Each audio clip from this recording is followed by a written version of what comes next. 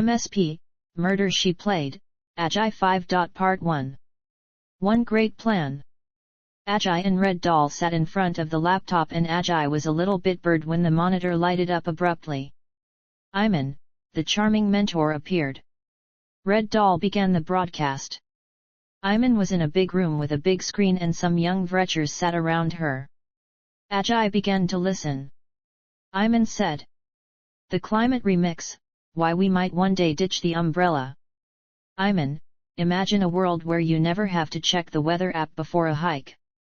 No just-in-case raincoats, no heavy boots for the snow, just a perfect day, every day. It sounds like sci-fi, right?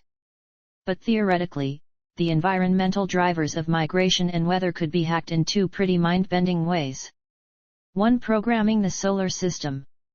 The first idea is straight out of a tech thriller, solar radiation programming. Instead of just taking whatever the sun throws at us, we'd essentially code how much energy reaches the planet. By adjusting the intensity or the angle of incoming rays, we could theoretically smooth out those harsh climate zones that force people to move in search of better living conditions. 2. The coffee and milk equilibrium. The second way is where it gets artistic. You know how Brian Cox explains the atmosphere? Think of a cup of coffee. When you pour cold milk into hot coffee, you get those beautiful, swirling patterns. Those swirls represent our storms, winds, and chaotic weather patterns. They exist because of temperature differences.